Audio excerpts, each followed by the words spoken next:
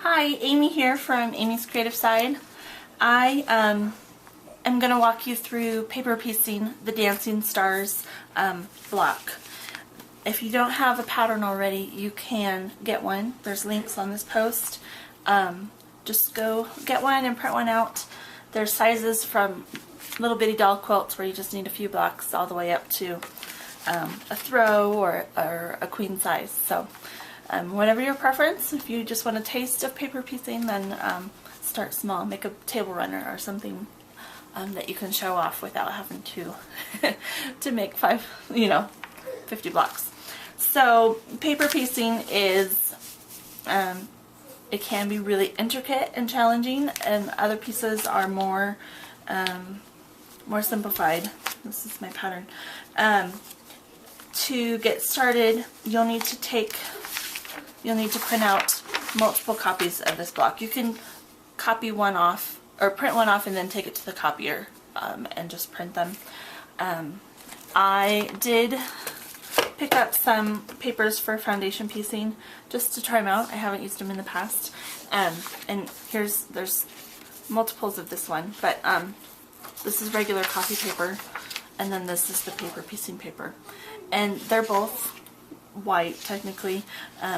The paper piecing is definitely softer and a little more transparent. So I'm going to try it out, and I'll let you know what I think, but so far so good. So once you have your copies made, go to your cutting mat and cut them apart. I keep an old blade, a second blade, on a rotary cutter just for paper so that I don't have to dull my fresh blade. So I've already cut some apart. The other thing that you don't see here, I have my sewing machine right to the right and the ironing station to the left, so that it's all close by and ready to go. Have your rotary mat. This is another new tool that I just picked up. It's this is a 1/4 inch lip, so that when we're trimming here in a few minutes, it catches right on the seam allowance or on the seam, and you only trim at a 1/4 inch exactly. If you don't have that, this works too. This is all I've used in the past. No biggie, but I thought I'd give it a try again and just see how it worked. So if you have your pattern, you can work just one piece at a time, or you can ready the whole. We're starting left to right. They're numbered 1, 2, 3, and then they're ABC down, so where they don't get mixed up. I've made this block in the past and actually put them in the wrong direction and had to rip it apart, so I thought I'd save you the trouble, hopefully. So to get started with a piece, this is the right side out and this is the wrong side, and this dotted line is our seam allowance, so we have to make sure that that's covered at all times by fabric, and this is the sewing line, the dark ones. I'm making sure that all the way down to this point has at least a 1/4 inch beyond, and my seam lines are covered, or my seam allowance line is covered there. And then with the right side to the right side of the first piece, I lay that across, and I use the light in my kitchen, so I'm holding it up to the light to see. It's going to be hard to show you on the video, but hold it up and make sure that this line has more than a 1/4 inch of fabric. So they're gonna, the fabric's going off to the side every which way. That's fine, it doesn't matter. And then I often will just stick a pin just to keep it in place as I move to the sewing machine, especially with the first one. Now on my sewing machine I have an open tail wallet to where I can see exactly the line that I need to sew on, and then I need to shorten my stitch length to about 1.5 millimeters. You want to perforate the paper as you're sewing. And then start beyond. I always start in the seam allowance. at least 2 stitches, if not more. And you're sewing with the paper up and the fabric down. Clip your thread, and you can barely see it because it's right on the line and they're tiny stitches. But so our next step is going to be to trim. I'll move this one aside. I've learned with this block it's best to go ahead and use my rotary cutter and use some sort of measuring device to get it accurate. With all the white, it's going to show through. So this just butted up against the seam, and now I have a perfect 1/4 inch. And I'm going to fold that back into place, and then I'm going to take this and press it real quick. Dry iron. So this still doesn't look like very much, but we're going to keep moving forward.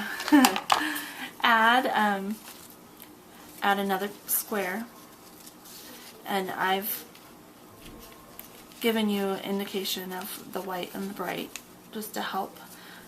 Again, I've mixed them up in the past, so it's easier just to have a little more info. You can see here there's sufficient fabric all the way across, and now we get our point here, which is fun to see.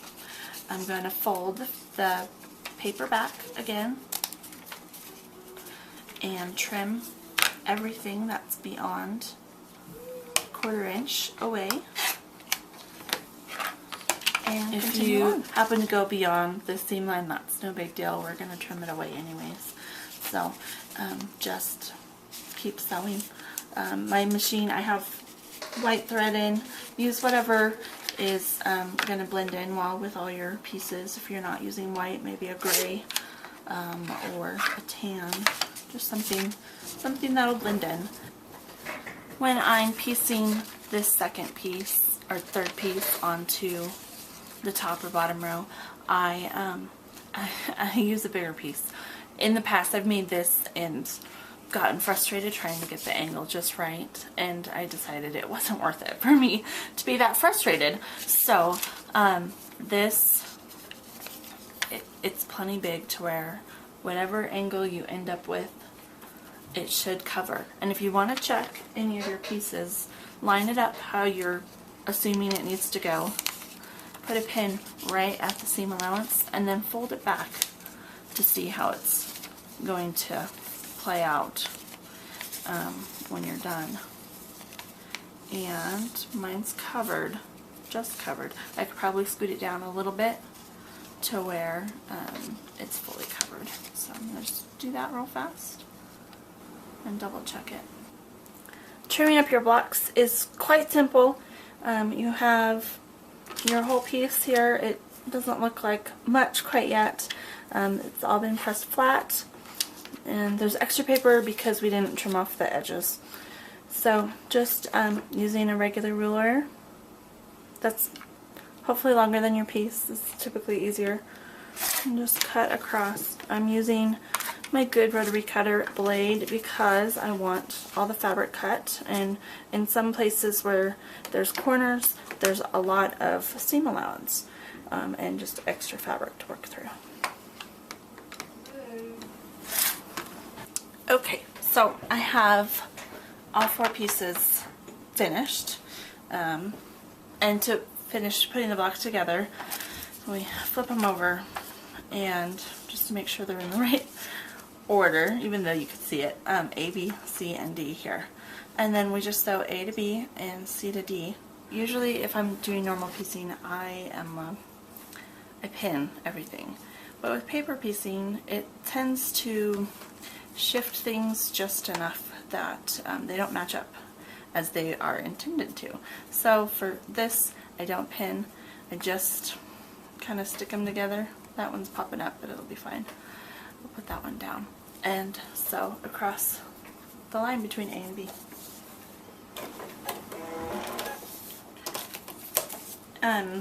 Your machine may not move as easily across. The feed dogs don't like the paper as much. So if that's the case, instead of pushing it with your fingers, just give it a little tug from behind as you sew, like this. That way your fingers aren't going to get stuck it under the needle because that hurts. This one was not happy. I'll fix it in a minute. Let's do this one. C and D. Right sides together. And I'm just going to sew across the bottom. The next, once it's finished sewing together, we're going to press it. Typically, it likes to press towards the piece with less seams in it, and then just let it go that way. When we put it together in a block, they're going to turn to where you don't have to worry about matching up seams. So now with these two pieces sewn together, we just need to sew the last seam in the middle. And again, I just set them up and just kind of make sure they're together. We don't worry about being super precise. If you want to match anywhere, you can match these corners and put a quick pin in there to make sure it doesn't shift while you're sewing.